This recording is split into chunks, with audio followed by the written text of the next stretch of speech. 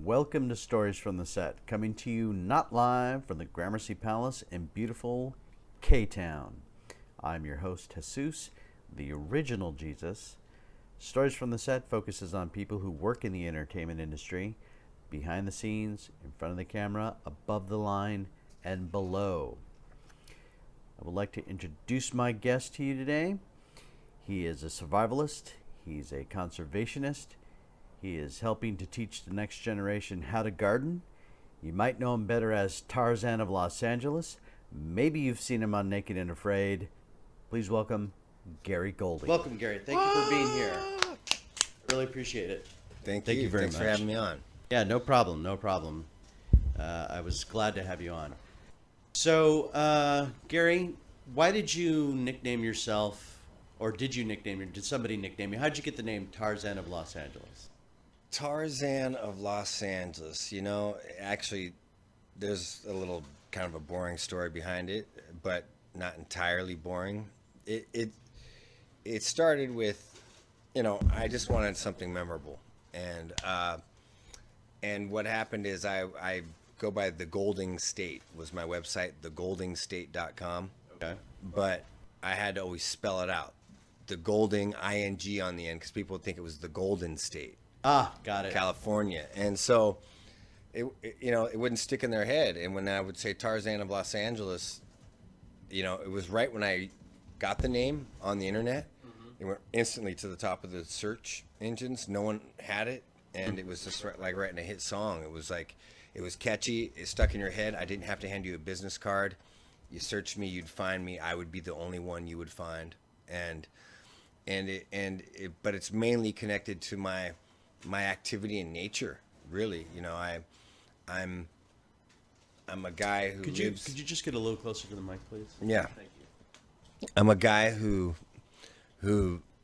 spends all of his time in nature, and it's really just about the fact that it's connected to that. I rescue animals. I teach children about nature. I spend all my time in nature, and now what's happened is it's been legitimized and driven home due to the fact that I'm a survivalist who has lived naked in nature for a big chunk of the year of his life. I actually survived naked off the land. And you did you? Okay, let's. I'm gonna ask a dumb question. So did you try that before you went on the show Naked and Afraid, or you're like, oh, this is gonna be a challenge. I'm gonna go on Naked and Afraid and prove to myself that. I was a survivalist. I was always into survival stuff, right? And always into the outdoors. The challenge Naked and Afraid came along, and it was like everybody was telling me, you got to go on this show. It's made for you. You got to do this challenge. It's made for you. And I was like, yeah, I'll check it out. And I did it. And one reason was to legitimize who I am, but mainly the only reason I actually did the challenge was to carry this message right here: consume as little as possible. Sit up a little bit. Consume as little as possible To humanity. And that's why I got it tattooed on my back. Now it's tattooed on my back. So here, look. Oh yeah, that's commitment, Gary. Most people wouldn't commit like that, but So that's yeah, commitment. I knew I'd be seen naked around the world, and I own this message, trademarked it and everything, and I just believe it to be the most powerful sentence known to all humanity, because it's an actual action. It's not just a belief in the brain that if done by every human being on Earth today, the planet will be cleaner by tomorrow. And it all got connected to that, like the Tarzan of Los Angeles thing is now, you can't even really argue it. I literally live off the land butt naked. And and I was also Not even a loincloth like the no, yeah, exactly. Yeah. Although I have seen you use your dog in very interesting ways. I've used. There's a funny video. I used Frankie as like a bit of a loincloth. Yeah. He wasn't tied to him. He just held him in front. There was no cruelty to animals. Oh man, I got so much crap for that. Did you really? For that? Oh yeah, there's ladies on there saying like, poor dog. Like you got your junk up against him, like I'm doing something, because he's a little dog, so he looks scared, right? And So some people gave me crap like it was animal cruelty, and I'm like, Jesus, like lighten up, you know? It's like Animal cruelty for holding a little dog to your crotch. yeah, right. I And saw the video. It was like, I'm like, what does he got? Oh, that's a dog. He's got a dog on his. I thought it was funny. oh yeah, right. And he has a good life, so Yeah. he ran around and chased rabbits after that, you know. And what do you want people when you say consume as little as possible? What does that mean? Does it mean like eat as little as possible, drink as little as possible? I mean, what? That's a really good question. Here's where this comes in. What I love about this is you see people be vegan or vegetarian, so they consume no meat because that's supposed to be one of the number one, poisoners of the environment. Okay. The I've heard that argument. Cowspiracy and all this stuff, and so that's their cause. And then you see other people arguing another cause. Maybe they're mining gold, the gold standard, what it's doing to the Amazon, poisoning it with mercury, and they're digging it up. They're destroying the Amazon. Ocean Ramsey, the lady that swims with the sharks and makes a statement against shark fin soup. Mm-hmm. Paul Watson, that saves the whales. And I see all these people with their separate causes. Really, it comes down, anything you do the research on, even our sugar, the sugar in your coffee and in all your food, because the sugar cartels make sure it's in everything, is done with Haitian slavery in the Dominican Republic. So basically, I just made it's one sentence, and it could be attached to every single thing on earth: plastic, gas, gold, meat. Just consume as little as possible of everything, and there's no debate. Like, you don't got to argue if meat's the problem or plastic's the problem. It's actually everything. Everything's dying. Right. Okay. So when you're like consume as little as possible, you found that is a simple way that we as individuals can do. Oh, well, as individuals, you can be an activist from your couch. I made up something called the evil trinity of tradition. And what the evil trinity is something that we are so used to seeing in our everyday life that is considered beautiful and kind, that you do to express love and celebration. That is jewelry, balloons, and fireworks. If you see what's being Valentine's Day, you buy your girl a nice gold little charm or diamonds. Well, if you see what's being done to the Amazon, like, you wouldn't buy any more gold. And that's been sold to us. And then, so that's jewelry. And balloons you buy for your kid for graduation or their birthday, and it's for one day to smile, and then they get thrown in the trash, or they go up in the air and they land in the ocean. And then fireworks. It's so backwards to me. If you really love this place, why do you pick one day to shoot a bunch of stuff in the sky that makes a bunch of smoke with cardboard that falls to the earth full of gunpowder, pollutes the waterways, pollutes the earth, to show that you love it? Like, if you love this place, why would you pollute it? It doesn't make any sense to me. So basically, consume as little as possible. If attached to everything on earth, no matter what it is, there's no debate. Just do that, and it's our best chance. Okay, so let's say I'm at the grocery store. Oh, wait, real quick. Okay, to go tell ahead. you. Go ahead. Because what I mean by that is every individual thinks, well, what can I do? Not everybody knows the corrupt politician. Not everybody has access to tie themselves to the bow of a ship to stop whaling. But a lot of people don't realize that the true vote lies with the consumer. You actually vote with your dollar more than you do with your ballot. So it's our way that the average Joe or Jane could be an activist from their couch. If you don't want Nestle to drain the Great Lakes, don't buy bottled water. If you don't want violence at the Mexican border, don't buy cocaine. If you don't want balloons polluting the ocean, don't buy them for your kid. It's that simple, really. Okay, so I've got to eat. I've got to drink, right? I need to do that to survive. What can I do? I'm in the grocery store. Are there certain grocery stores I should go to? Are there certain products I should stay away from that are worse than others? How can I get started in doing something like this? That's a beautiful question. I love that. That's why I say even if it is a product that causes harm, that way if you consume as little as possible, at least you're doing it as little as possible. Because people will say, well, what about you? Even in the comments below this podcast, well, you sure used a computer, and I bet you the guy has a car and a cell phone. And it's like, nowhere do I say, I don't own the sentence, do not consume. We have to exist on the planet, and we got to utilize things. My phone is used to get phone calls to save bees. My car is used to go teach children. So my possessions negate. They're used to actually, neutralize themselves almost. And so it's funny. People will say, ask questions like that. And I'll say, for starters, number one, to make it simple on you, just try to get as little of it as possible until you figure that out. And yeah, there are products that, I'm a garden teacher.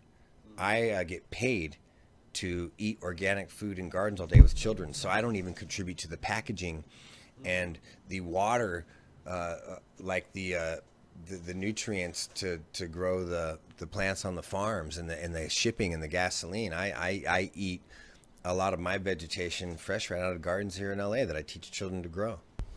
So, do you think everyone do you think cities should allocate land where community gardens can grow? Do you think that if you own a home or you're in an apartment, it would be better in some small way to grow some amount of vegetables? Yeah, that's a fascinating question, and I like that, because I was going to write a speech called "If I Was Leader of the World," and that came up in it. Basically, what it is they have laws to where you can't grow certain things in your front yard in certain neighborhoods and stuff. And yeah, I would want it to be where you got soil, you got a yard. If you're going to grow any plants like that are decorative at all, why not grow all stuff that you can eat, all food?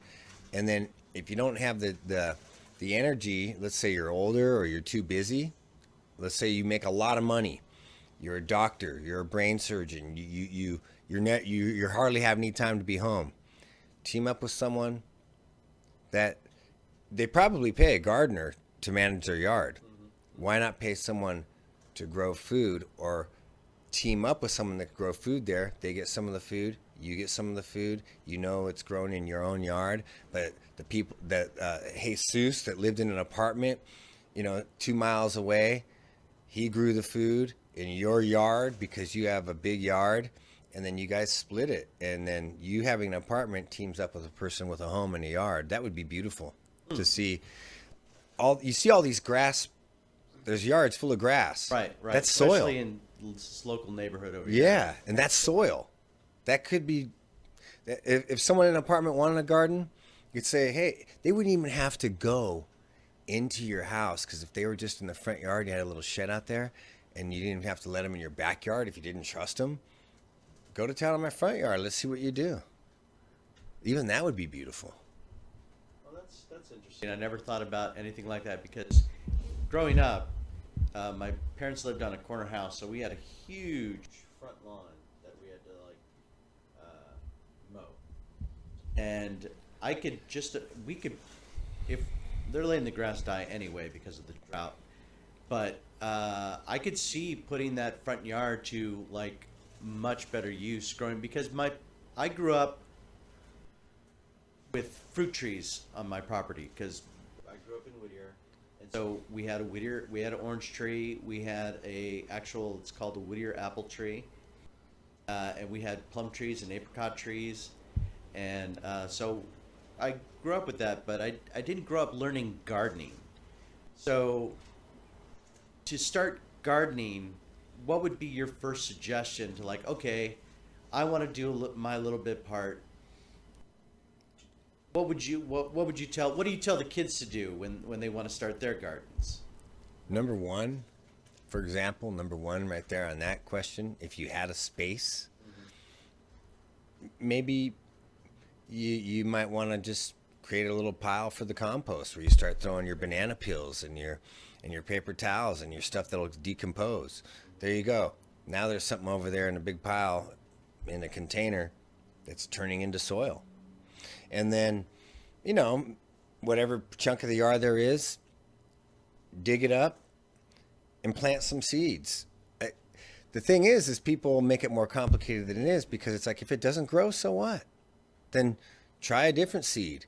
Try a different soil. And it starts by digging some holes and planting the seeds. It's that simple. And then you'll learn. I mean, you just started the process with the question, and they don't realize it doesn't have to be perfect. Some plants, if you plant 5 different kinds of plants, 2 of them might die and 3 of them might live, and go, well, those 3 do good. You just started. Just dig a hole and throw something in it. Those are words of wisdom. Dig a hole, throw something in it. Yeah, right. I mean, because, just kind of like get started. Really, dig a hole, throw something in it, and then they'll learn composting isn't that hard either. It's like, it's all your trash that will decompose. Okay. Yeah. So, what do you personally do to live by the motto, consume as little as possible? What I personally do is, if people that would used to follow me on my personal Facebook page. Oh, why don't you go ahead and give that? Well, my actual Facebook page, my public one is Gary Golding of Naked and Afraid, or you search the Golding State. That's a good one. That's my one that I want people to follow. Or if you Google Tarzan of Los Angeles, you will find me for sure in every which way possible. Okay. Instagram Tarzan of Los Angeles, and YouTube Tarzan of Los Angeles. But the thing is the question. What was the question? Oh, what do I do? Yeah, what I do personally is okay. It's a complete lifestyle for me. So, for example, I teach children how to do it. So that this ripple wave effect, I teach children how to grow food in gardens all over Los Angeles. Okay. I speak sometimes at garden clubs. I actually work for a nonprofit that rescues animals that are animals that are consumed, meaning exotic alligators, tarantulas, snakes that get smuggled. Consuming tarantulas, man. Meaning not eating, meaning buying, purchasing. Once again, voting with their dollar, so that more pythons get shipped here. Oh, gotcha. Because there's a demand for them, so they're consuming them by possessing them, right? Yeah, there's a big problem in Florida with them eating the pythons. Yeah, eating the natural. They're like, since they have real no natural predators, except maybe an alligator, they're just like killing things left and right. There's a real problem. They have a whole wildlife. If they can't rescue them, they just boom, keep going. Yeah.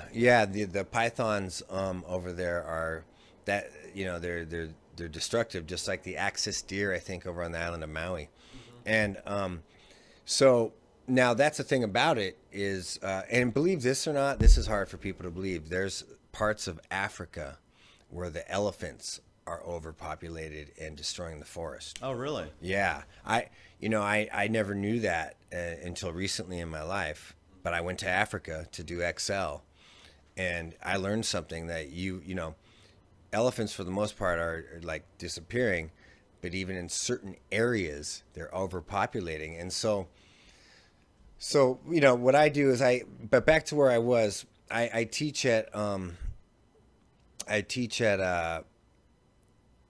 I work for a nonprofit that rescues animals, and then another thing I do is there's a couple years there where I demonstrated. I lived out of trash dumpsters.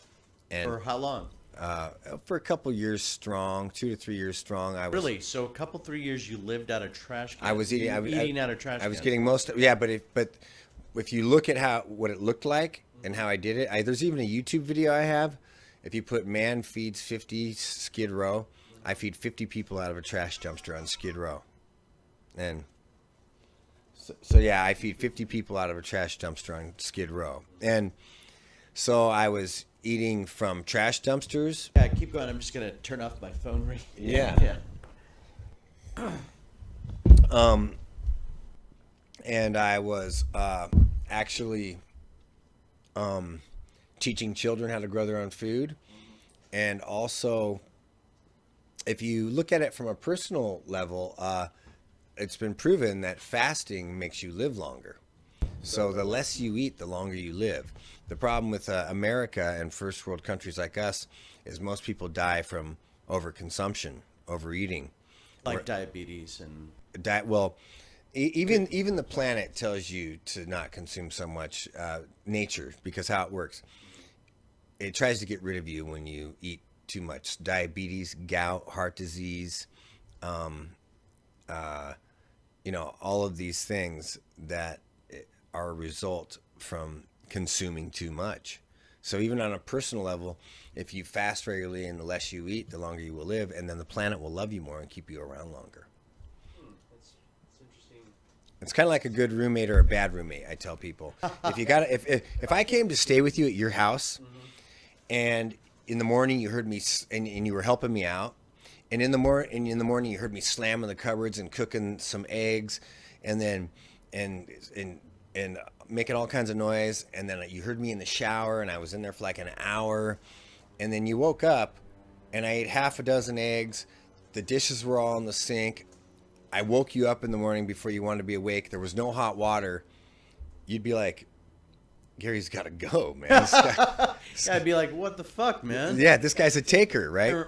Right. And your girlfriend or wife or significant other is like, yeah, when you weren't here, Gary tried to hit on me. And it's like, Jesus Christ, like this, there's no end with this guy, right?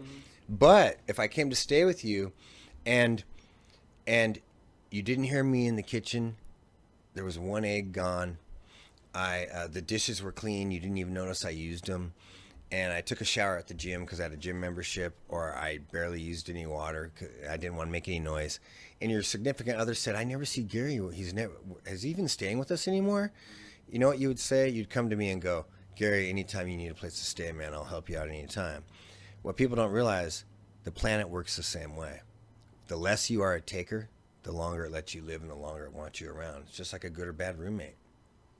So, how good is the food? This is a serious question. Yeah.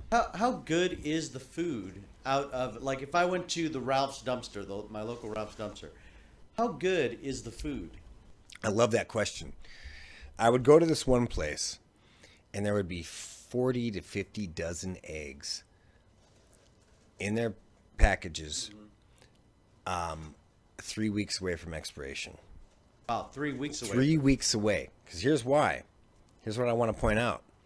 Because there's only so much shelf space. When the new shipment of eggs comes, because they can't guess, they never want them to run out. Right.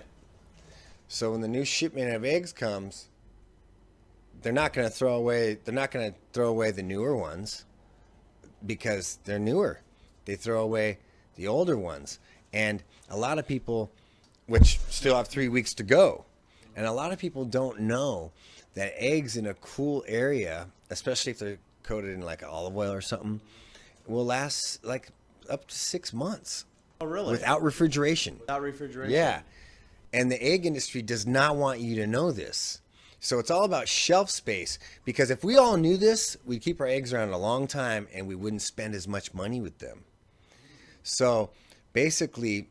So just on this subject, how long could I keep my eggs in the refrigerator?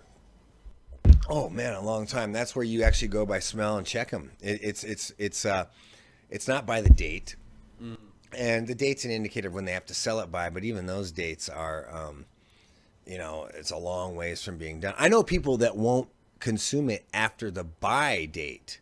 They don't realize that's a buy date, so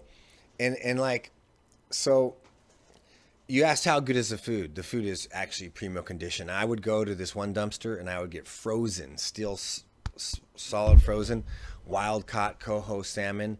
I gave 5 families 3 years in a row 20-pound turkeys on Thanksgiving. Wow. And the reason I did this and put it on Facebook, social media, was to show how good it was. The YouTube video of me feeding 50 people on Skid Row, the chicken is free range, still in its package, and the bananas are still green that I give them, and the eggs are still weeks away from expiration. Wow. So the food is basically top of the line. Okay, so if this is what I don't understand. Okay, so I'm Ralph's. I know I'm tossing a lot of food. Why are they not donating this food to food banks? I love that question. I'll tell you why. You see, what would happen is people that run these food banks, or if we all knew what I know, there'd be a whole bunch of people sitting out the back end of Ralph's and they wouldn't make any money and they'd go out of business. So I understand where they're coming from. People go, that's terrible that that these grocery stores don't donate it. And it's like, yeah. So then we all know that it gets donated, and when we all start hanging out by the food bank, and all of a sudden Ralph's doesn't sell anything anymore because we all find that little loophole and that little trick on how to get free food like Gary does. Okay, all right. So here's the thing about it. Okay. Where people got to go easy on these grocery stores, because if they waited till stuff expired and just gave it to someone out the back door, if everybody knew what I know, we'd all be waiting at the back door. None of us would be going in there anymore. Okay, so, but don't you think that just for humanitarian purposes, because there was a time there in 2008, 2009, 2010, where a lot of people were out of work, food banks were at shortages. Isn't it almost like a humanitarian issue? That blows me away that food banks are at a shortage. When me and you live in LA, we're surrounded by food, and right now I could go out there and I'll find all kinds of food in the trash can, let alone, everywhere else. Skid Row. This is what I learned when I fed those 50 people on Skid Row from a trash dumpster. Then a guy, an officer named, one of the officers in charge down there gave me a tour of Skid Row and showed me how the missions feed them every hour. They don't need any food on Skid Row. And when everybody goes down there on Thanksgiving and Christmas with their bleeding hearts to feed them, basically it's kind of like, if some of them are drug addicts and they're hanging out on the curb and they don't have to walk into the mission, you're giving them breakfast in bed. They're like, all right, thanks. And they're eating like kings. You go down there, there's a bunch of overweight people down there. Oh, really? Oh, yeah. And, wow. And a lot of junkies. And there's families. Now, I did find families, a rehab house with women and children, and then I started giving my food there. But some of those people, when I'd give them the food, they would actually open the bag, go through it, and take the things they wanted, and they were picky. Really? Oh, yeah. I would think, like, when you're hungry, you wouldn't be that picky. Yeah, well, that's what I'm telling you. They're not really always that hungry. On Skid Row especially. Skid Row has, and they want them to go into the missions because they want to be able to have a talk with them and say, hey, how about taking advantage of these opportunities to straighten your life out? And some of the ones that are just like drug addicts and kind of just screwing off down there, they don't want to go in there. And so if you give them food, then they're like, okay, I don't have to go on that mission and listen to so-and-so talk to me, or I don't even have to get away from my spot where I have to protect all my stuff because they probably steal from each other and everything. So I learned something there. And don't get me wrong, I'm not saying don't feed the homeless. It's not a good idea, but there's a targeted group that, probably could use it more. I just did a boo-boo. I was checking, I switched cameras to ask my question, and then I didn't switch it back. So I'm like, oh, I'm looking fat and you're talking. So I gotta pay attention to what I'm doing. So Gary, how many times?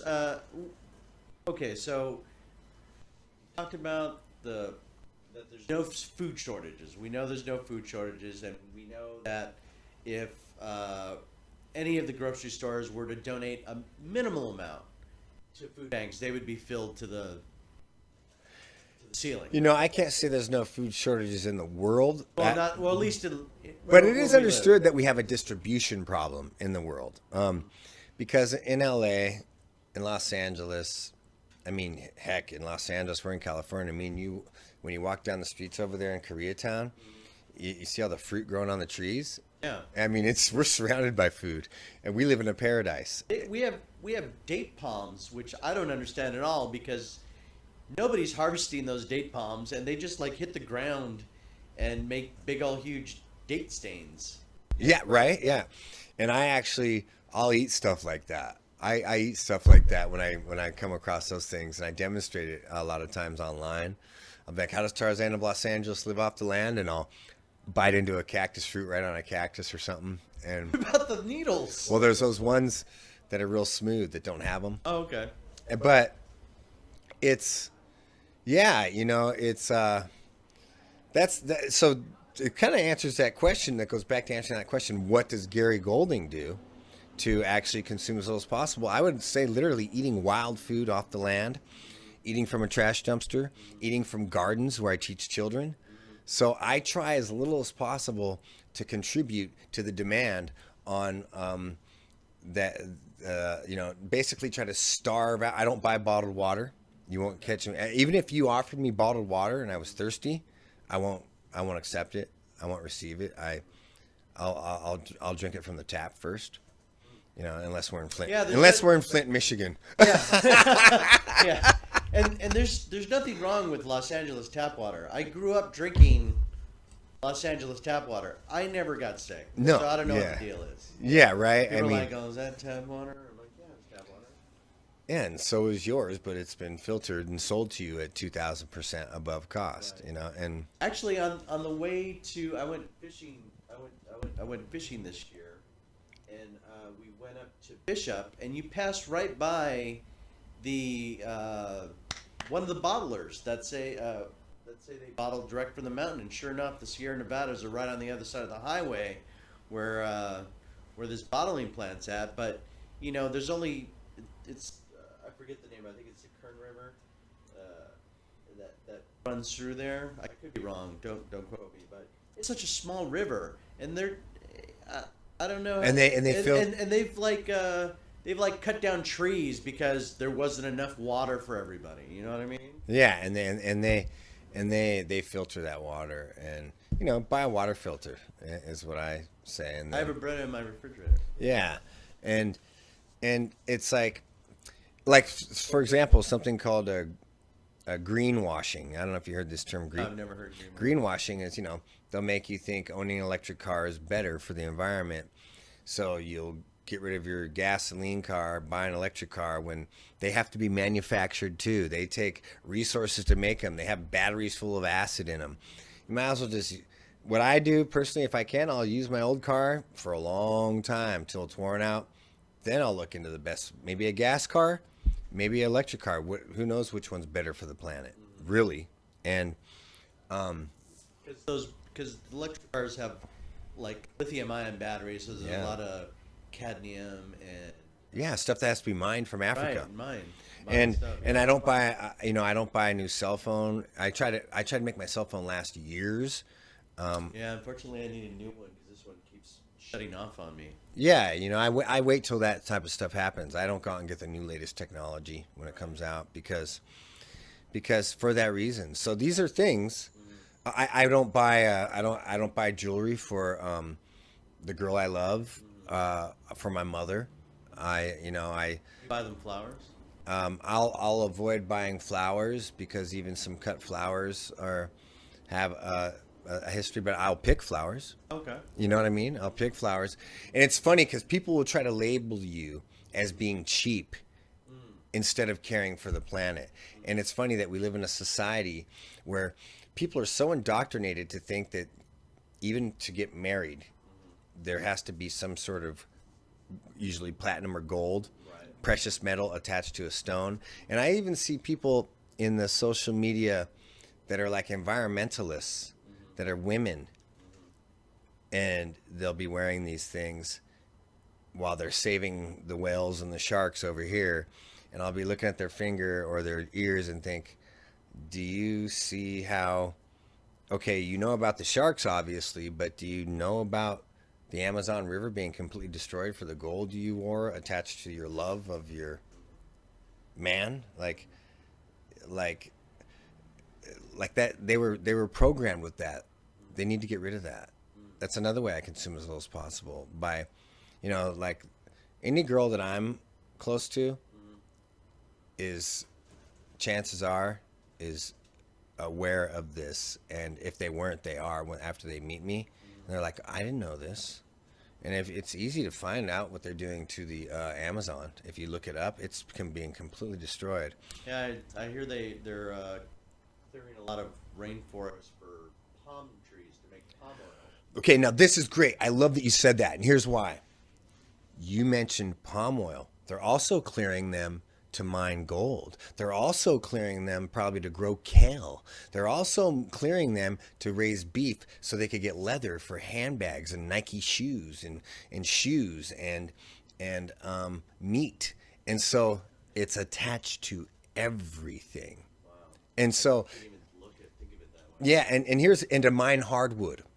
Hardwoods. Because here's what they do. Think about it like this. They want to mine gold in a certain area. First, they have to cut down the trees and to remove the vegetation to get to the earth part of it, right? In doing so, they mine the hardwoods, sell those.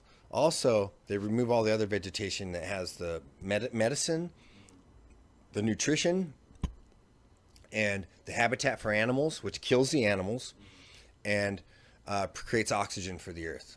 And then they got to get this machinery to dig big holes, look for the gold. In order to run the machinery to cut down the trees and to dig the holes, they have to drill for oil in another part of the world to get the gasoline in the oil to lubricate it and the gasoline to run it to dig the holes. So in other words, and then after that, if it's gold we're talking about specifically, they use mercury to attract the gold to it so they can actually draw the gold out, which then poisons the people doing it and the water and the earth with mercury. There's a city in Peru, they said that you shouldn't even breathe the air because it's so mercury poisoned. Oh, really? Yeah.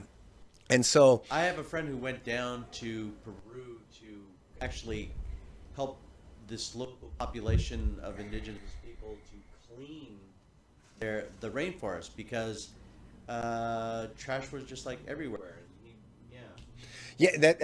You see, it's like, consume as little as possible. Say, for example, if I'm at your house, another thing I do, if I see you have plastic bags, if you walked in with plastic bags from your groceries, when you emptied those bags, I'll kind of on the slide, I'll take these and I'll just take the bags. And, oh, okay. And I reuse them and I make sure that those bags didn't just get used for those groceries that you brought home, that it gets used again.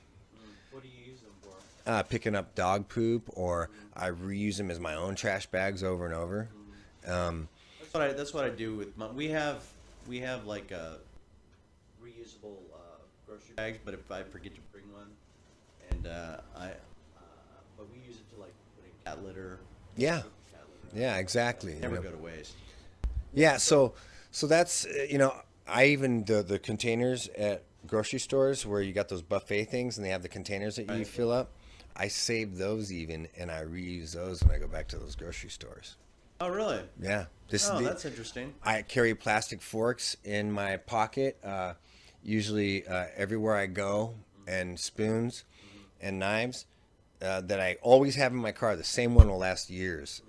And if I go into a restaurant, I've been to restaurants where they give you plastic silverware, and I'll be like, no, I don't need that. And I'll pull out my own and eat with it. Or if I go into those high-end grocery stores where you got to go click the little thing to make the fork come out, I got mine in my pocket that I've used over and over. You know what helped me like become less of a plastic spoon and was camping. That's exactly Camping really, like, because you don't want to. There's no place to throw away your trash. Yes. You got to bring your trash with you, and you got to take it out with you. I kind of treat life like camping. Okay. You know what I mean? Yeah, I kind of have those. You take them camping, right? So I just take them everywhere. Yeah, I bring a huge jug of water, and then I have my canteen, and I no longer use plastic forks or paper plates. It's just I've got my knife and my solid knife and fork, and you just rinse them under the water because I don't bring soap because I don't know what the soap's going to do to the environment, but just get a little sand in there and clean it out that way. Well, and see, rinse it you off. just said it. You just said it right there. That's beautiful. I don't use soap because I don't know what's going to do to the environment, and you really don't need it just for your silverware, right? Right. Sand will probably do a better job. Yeah, just a little sand and water. That's how I do it. I mean, it's just your mouth that was on there, and then you get it real clean, and it's not going to have bacteria. And that's exactly it right there. And that's exactly how I think and what I do, you know. I don't, I do my laundry when I do it in big loads or something. I don't wash my favorite shirt every day. Oh yeah, that's another thing. I will wear this shirt as long as I don't like work out in it. I'll wear it like day after day after day after day. You're preaching to the choir. Did you wear that yesterday? I'm like, yeah, man, I didn't work out in this. So, are you a vegan or do you eat meat or? No, I eat meat, and but what I love that question too.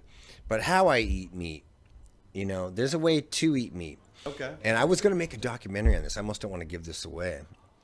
But no one's watching.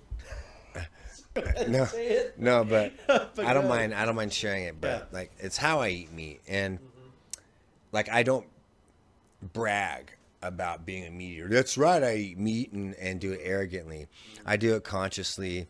I wish I could be a vegan or vegetarian and feel like that was the healthiest way to go. So I don't eat meat on large volumes. I try to consume as little as possible. I try to do that as little as I can. On top of the fact that the best way to eat meat is wild meat, and the best kind of wild meat to eat is this. You talked about the pythons in Florida, overrunning Florida. So if you were in Florida and you wanted to protect the wildlife in Florida and you wanted to make a good impact on Florida, what is the best meat you could eat in Florida? No idea. Pythons. Python. You'd be actually balancing out nature. And this is what I'm getting at is this. On the island of Maui or Kauai, one of the islands in Hawaii, they have an overpopulation of what you call axis deer. Oh yeah, Joe Rogan. Joe Rogan went there to hunt him Yeah. for that. He doesn't bring that much attention to it the way I do. And this is why I actually was trying to bug him about getting me on the show. And here's the deal. If you went over to that island where the deer are eating all of the vegetation and wiping it out, and you were a vegetarian and you went to live off the vegetation of that land, you would just become part of the problem. Right. You would be helping wipe it out. Right. What's the best thing you can do to help that island and balance it out? Kill the deer. Kill the deer, eat the deer, become a meat eater for the balance of nature. Being a meat eater in that situation would actually be you caring for the environment more than not being. Oh, okay. I mean, we're omnivores, but yeah, that's interesting. Yeah, that's what I'm saying. Because like they do that in the Galapagos. That what are they because there's a herd of goats on the Galapagos Islands that they've been trying to eradicate, and they put a collar around one of the goats, and they track it because eventually he's going to go back to the herd because I guess they're difficult to find. I don't know why.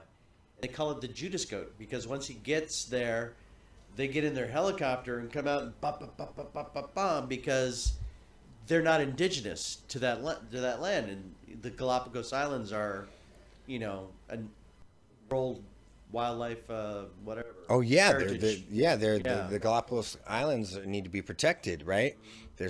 And that's what I'm saying.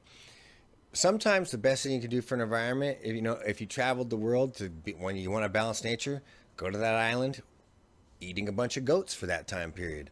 You know what I mean? It's like, so being a not eating meat isn't always the best thing for the environment. It is in a factory farming setting.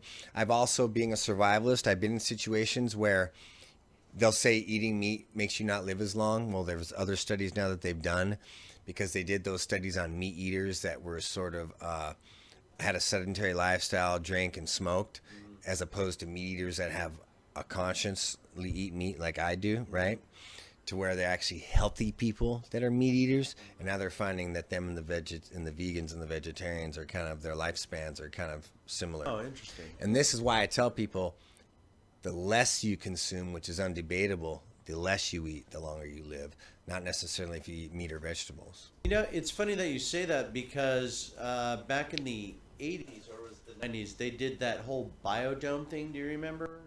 That, like, they had a group of people that went into this huge dome, and they were going to sustain themselves and live off whatever they can grow within that dome. They discovered that when you restrict your calories, it's actually healthier for you, because your body begins to use what you're consuming more efficiently. Absolutely. I'm going to tell you something. You're talking to a guy who lived, I've lived, over 2 months of my life naked off the land and starving at times. I didn't go, before I went in, I pigged out. I made sure to. I thought for sure I'd go to the restroom the next day.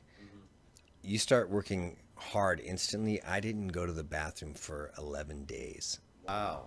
My body, I found, was eating what was probably even in my intestines, was sucking it up and using it. Your body will use everything. And so, there's probably a level where you probably would barely defecate if you were super efficient. You know what I mean? And I don't know, but yeah, okay. well, no, I've lived it. Oh, yeah, okay. I've lived it. I've lived in the wilderness and barely did. And so the thing, what I'm getting at is that's an absolute fact. Your body will use it more efficiently. And how did they discover this? By being in a situation where they had to consume less. So you're an advocator of hunting. I'm an advocator. Now, Or an advocate of hunting. I'm an advocate. You see, this is where vegans and vegetarians get into it, and they go, "Yeah, but it's the fact that you want to kill that's bad." And I'm like, well, there is literally a biological sort of thing within some men and women that does get off on killing something in the pursuit of it, and they like to do it humanely. And that's comes from the hunter mentality, and but if you do it with respect and care, yeah, I'm an advocate. I advocate hunting when it is necessary to make balance in the environment. That's when they reintroduced the wolves to Yosemite, I think it was. Yeah, Yosemite. And then it started flourishing even better because they balanced things out. Or was it Yellowstone? Yellowstone. Either one. Either one. It doesn't. Wait a second, Yosemite's in California. Yeah, it doesn't really matter. Right. But when they introduced the predators, and nature tells you that killing is part of it. And there's some animals in certain places and some period that we are the only predators. And without us keeping certain things in check, then there probably would be nothing to.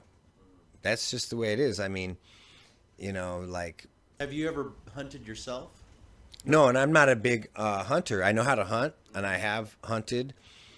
Like when you when even you're out surviving, how do you get your protein? Well, when I was out surviving, which is fascinating, is I got a majority of my protein. I scavenged, something else killed it. Oh, okay. Yeah, I'm known for that. And What's the most disgusting thing you've eaten? oh man, of an impala, I ate the brains, eyeballs, tongue, heart, liver, testicles, kidneys, penis, and marrow. Yeah. So I've eaten dick, yeah.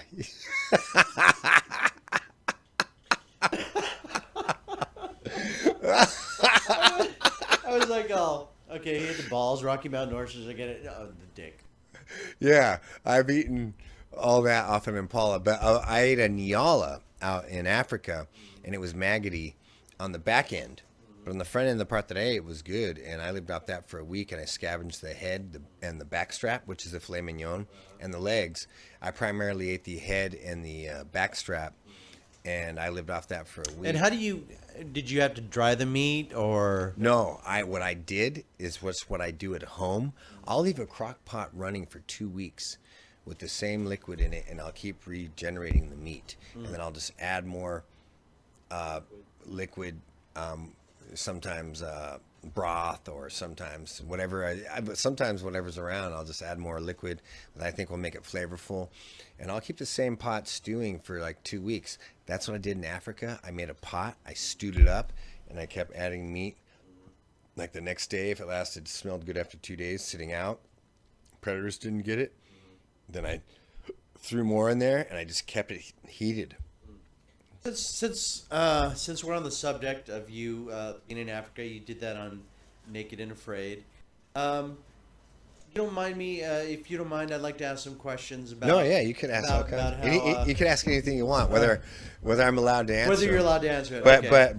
but I'll answer ones more surprisingly than you realize. All right.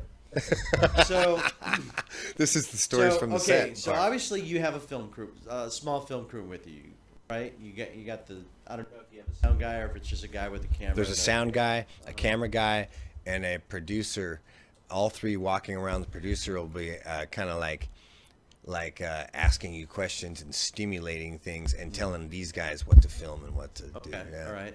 So that's a little behind the scenes of how reality TV. So That's only in the daytime. only in the day. Okay, so that was my question. What happens when night comes around? Nighttime, okay. I was in Brazil my first night. They all pack up. They set these cameras up on batteries. They give you a diary cam, which is your personal camera. Each of you get one. So you can talk in it or film if something happens. And they say goodbye. And then there's no guy with a gun. No, there's no guy with a gun. Not even a guy. Just like without a gun. Like not watching the cameras from a booth somewhere. No. They let it run. If a jaguar jumps on you, or in Brazil there was jaguars and maned wolves. If one of those jumps on you, you're fighting it. That battle's on you. You have a radio. If you do get injured or wounded or sick, to call a medic who don't have guns. They're football fields away. They take 5 minutes, 10 minutes to get to you, and you got to radio to them if something happens to you. But if you fight a jaguar and you're out of it, they'll just find you dead in the morning. You literally sign your life away. Oh, wow. So at night, and then my partner left immediately. I was alone. And I was like, it's a whole different world when you're out in the middle of the Brazilian wilderness all by yourself and just like knowing that. Yeah, it's a trip. Talk about camping. Imagine camping butt naked without a car to go jump in if you hear a noise or pots to bang together. I freak out camping when I hear the coyotes, like because like you can hear them off in the distance, then they get closer, and then they get closer. Yes. And then like the next thing you know, they circle. They're howling right outside your tent. It's scary. It is, and it's primal because you're like, I was like the first time that it happened to me, I was like, I got my knife out and I'm like, okay, all right, try and come in my tent. But they never came in the tent. I think they were just scavenging for food. Yeah, and rarely, every now and then, they have been known to attack people. I've known people that had to fight some off before, but it's rare.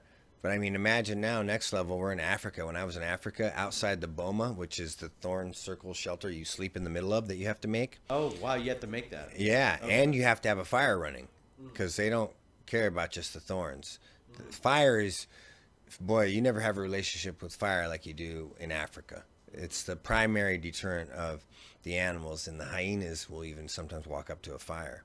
So the hyenas were like the coyotes. You could hear them out there going, whoop, whoop, calling, doing circles around you, communicating, and they're far more vicious and far more like enjoy killing humans far more than coyotes do. That was a trip. So, what was your scariest moment like out there on the? Well, in Brazil, I consumed a fruit that I roasted that turned into an acid, gave me third-degree burns down my throat Oh, really? on night 16. I was all alone and injured my kidneys severely. I was rushed out of the wilderness on a stretcher, vomiting profusely, 44 pounds weight loss in 16 days, Wow. highly underweight, highly malnourished, vomiting profusely. All from cooking a fruit. No. I had lost 44 pounds, malnourished, from 15 days of hardly any Oh, food. okay, gotcha. Day gotcha. 16, I ate this fruit. I got third-degree burns down my throat. It turned into a super acid. The experts never even seen it. Gave me third-degree burns down my throat, injured my kidneys. Now, mind you, I had lost 44 pounds from the 16 days of malnourishment. Being rushed out of the wilderness in the middle of the night on a stretcher, being carried by 6 men with a woman carrying an IV in my arm running next to me, thinking I was going to literally die. I spent 5 days in a Brazilian hospital. That was the scariest moment, is the moment I was on the stretcher, vomiting profusely in the middle of the night, looking at people screaming and frantically at each other in a foreign language, Portuguese, yelling stuff at each other. They're panicked. You're like wondering what's going on, what's happening to me, and thinking I was going to die. That was the scariest moment. The moment I thought I would this probably may be the last thing I do. And what kind of impact did that have on your life? That had an impact in the sense that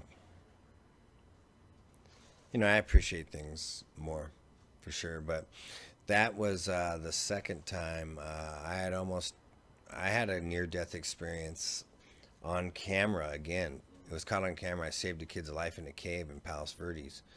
It was caught on camera. It went around the world. Is that one of that sea cave out there?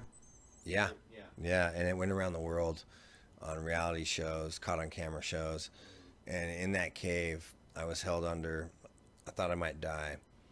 And those two things, both of the times I almost died, were caught on camera. And I just viewed it as some sort of art. Like it turned into something for me because I was Googled by someone that has something to do with Naked and Afraid, who saw me on TV saving that life, and that's kind of how I got on Naked and Afraid. I think earlier this year, I think 3 people died around that cave because if high tide's coming in, you're screwed because the waves get narrowed. Oh, it was a big day that day. In fact, that same day I saved that kid. A lifeguard told me that someone died earlier that day. There, that same spot. day, and then that same exact day, a lifeguard named Ben Carlson died around the exact same time in Newport Beach. Wow. The lifeguard died, going to save a life. The life lived. The guy that he went to save lived, and he died.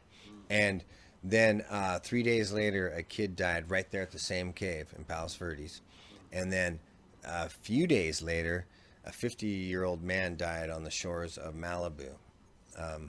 All from, it was big waves that week and like in the 80s. And so people on the beaches in the 80s, that means like it's hundreds elsewhere, right? And so what you have is a bunch of amateurs and inexperienced people gathering around the beach, not realizing the power of the ocean, and that's who usually gets taken.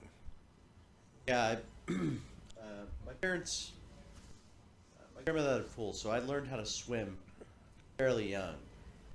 But I can see how somebody can make a mistake being at the beach, because not too long ago, a couple of years ago, my cousin came out. He's from Ohio. He's in Texas right now, but came out from Ohio, and he's like, "Oh, let's go to the beach. Let's go to the beach." I'm like, "Okay, let's go to the beach." I hadn't been to the beach. And it's a very, and here's the thing about it. It's a very casual, Right. non-threatening thing to do. Right, casual, non-threatening thing.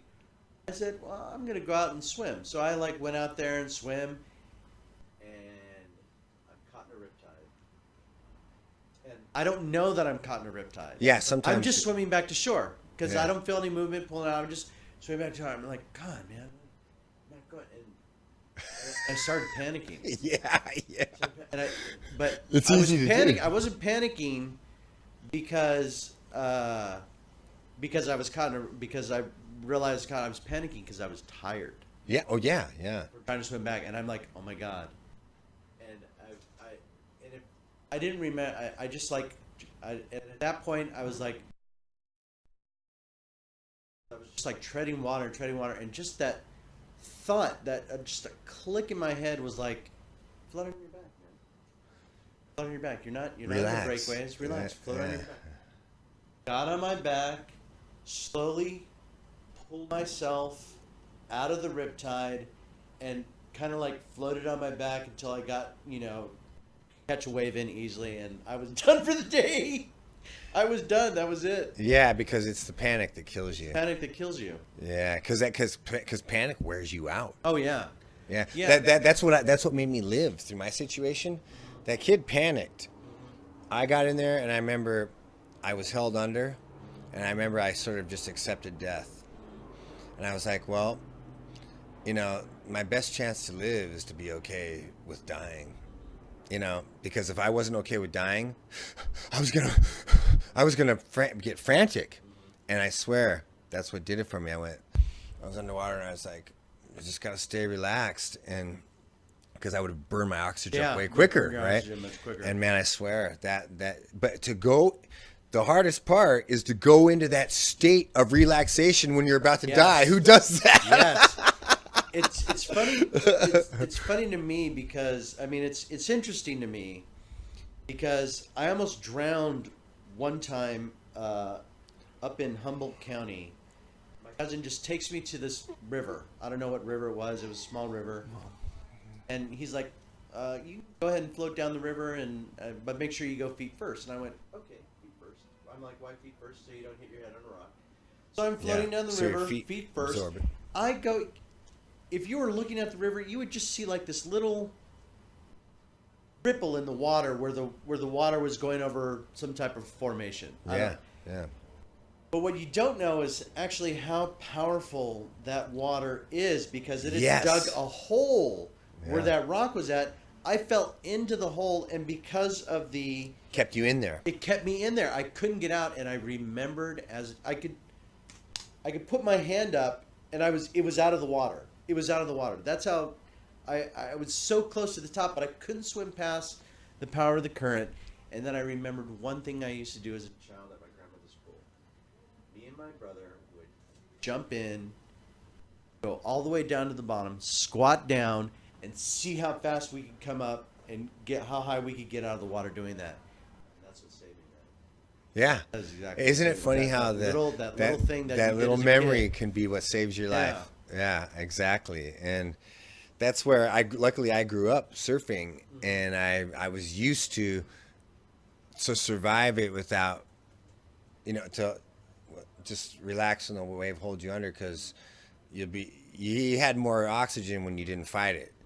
And being in wave after wave my whole life helped me in that moment. Yeah. So what's the biggest wave you've ever tried to tackle? Oh, jeez, I'm not like some big wave surfer. Not Laird Hamilton? No, hell no. Like those guys, those big wave surfer guys, that's a whole other breed, man. Really? Those guys are amazing human beings. Because see some of the size of the waves they surf. I just saw a news this news article. That takes a mind. Like the waves were so huge and they were so tiny on the wave. I don't know where the wave was at, but I Portugal. was like, oh, is that Portugal's huge, or Mavericks. Yeah, Mavericks. You got to watch out for great whites at Mavericks. Yeah.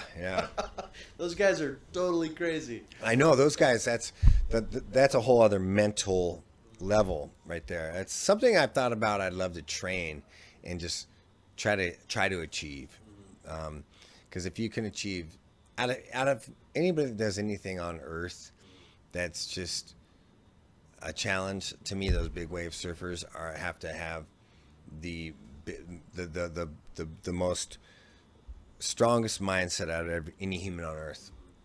You know, that takes mind control, because they're guaranteed to. Some of them, I've heard some of them, they get held under, they get pushed down so deep their eardrums have popped. Wow, really? Yeah. Wow, that's deep water. Yeah, right. You're going Down at least 30 fast feet. when that You're going at happens. least 30 feet Yeah, underneath that water. yeah. That's crazy. So, Gary, what is one thing that you would like to, for people who are watching this podcast, and what's one thing you want them to get involved with to make sure that they're doing what's best for the planet? Well, I don't want them to complicate it. You know, what I want for people out there is to realize this is what I felt. It was made too complicated and too many debates in every area. You know, I had the guy that made the documentary Cowspiracy filming me one day in a thing I was doing for a documentary he was filming, and they were trying to convince me that the most terrible thing on earth is eating meat, while the girls that were filming me holding the cameras had diamonds in their ears and their nose. And I was like, now you see the reason There's blood diamonds, right? it's people not lose blood their lives diamonds. No, it's not blood diamonds. Uh-huh. Those are just the worst ones. Any diamond, they have to move 1,750 tons of earth and ore to get 1 carat, not to mention everything I described about clear cutting and then digging and then drilling for oil to get it. So it's like, there is no such thing as they have certificate of non-conflict. Well, there's no such thing as not being in conflict with the earth when it comes to a diamond. Sure, it might not be going to warlords that are guerrilla ones. Maybe some people call us warlords, Americans, right? You know, so it's like, it's just never a reason to get one. So what I would say is for them to be in touch with, you know, what they can do is just think about how they spend their dollar and vote with their dollar. Like I said, the guy that made the documentary Cowspiracy was talking to me. And then the reason I go after jewelry, balloons, and fireworks, they're done because they're just shiny. That's it. They're just pretty. And it's just to go, oh. You only stare at them. They have no nutritional value. Nothing. They just. Now I don't. Diamonds prices are artificially inflated. Anyway. Oh, that's what I mean. It's all you're buying a bunch of lies. Yeah. Now gold has an electronic use, electrical use. Right. I'm for utilitarian, like even diamonds for saw blades to cut concrete. Mm-hmm. You know, I get it. We could use them as tools. It's utilitarian. Mm-hmm. It's when we just stare at it. Fireworks, that's all they're for, is to stare at. Yeah, believe it or not, the fireworks, because in my building you can see probably, I don't know, 70 degrees around Los Angeles. Yeah. 70 degrees of the city, and there's not too many buildings that are in your way. There's a few of them. But you see the fireworks go off all around the city on New Year's Eve, on 4th of July. And this year, there were so many fireworks. We couldn't see the Griffith Observatory, and it's lit up at night. We couldn't see it. That's how much smoke was in the air. Well, not only this, it's a particular day, too, when more meat from factory farming is barbecued up than any other day. Right. So that day is a huge consumption day, not to mention the alcohol, right? Right. So, and that's why you won't hear me going after cars and phones and computers too much, because I go after the evil Trinity, because it's one of those things that most of us in everyday life are taught are beautiful and an expression of kindness, when really they're damaging to the earth, and we need to get that. And if all of us want to be as simple as an activist from our car or our couch, the everyday human being who doesn't have access to the evil politician or the corrupt politician or the factory farmer guy, you know, whoever it is, they can just be an activist personally, and they can pass it on. I teach the children this. I tell them, you know, your parents buy you balloons because they say it makes you smile. You know, tell your parents, I'll smile more if you don't buy me balloons, mom and dad. And because when a child knows what they do to the planet, they actually care. And so I'll teach the children to teach the parents. And I teach them, I say, at 8 years old, did you know at 8 years old, you actually are old enough to vote? And they're all, nuh-uh. And I go, oh, yeah, because you tell your parents, Mom, Dad, don't buy bottled water anymore. And you talk to them. You say, don't buy balloons anymore.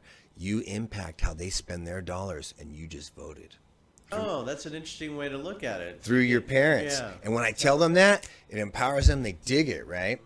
And so I teach kids this. So that's basically it.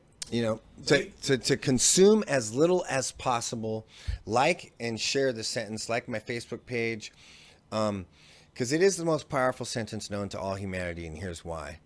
Because it's an actual action. It's a directive that can't be misconstrued. People have told me, no, love is more powerful. I say no, because some people love diamonds.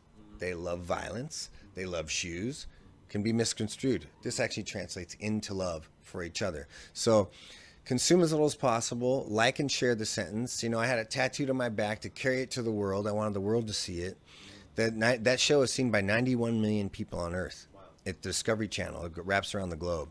And so just realize that all of us, with that tiny little bit, just bottled water, start there. Or balloons, start there. Or do all of them like I do. And man, in one day, the impact we would all have on Earth. You see, because people have this thing, right? It's a belief in their head that believes in a deity so they can achieve the afterlife, a paradise in the afterlife, right? This is an action. That's not just a belief in the head. That if done here on Earth, can achieve paradise here. And it's factual. It's not even like a guess that it doesn't exist. We don't even know for sure if that's faith. They think they're really guessing that it exists. But this action, this should be how we get into the afterlife. We should teach this. You know why? Because even if we're wrong and there is no afterlife, at least here will be a paradise. All right. That's a great thought. Yeah. Well, Gary, I thank you for being on the show. I really appreciate it. I was very well informed. I've learned a lot. It's my pleasure. Why don't you just plug yourself so people can get a hold of you? I'm Gary Golding, Tarzan of Los Angeles. Google it. You'll find me. Instagram, Tarzan of Los Angeles. TheGoldingState.com. The Golding State on Facebook. Follow me. And I'm a little wacky. I'm a little crazy. But I'm informative and I care. And I'm passionate. And thank you for having me on, Jesus. And I thank all of you for watching. Is it still going? Yeah, still going. For watching the story behind the set. The story on the set. I'll put the card up. It's Stories from the Set. Thank you for watching Stories from the Set with Jesus. All right.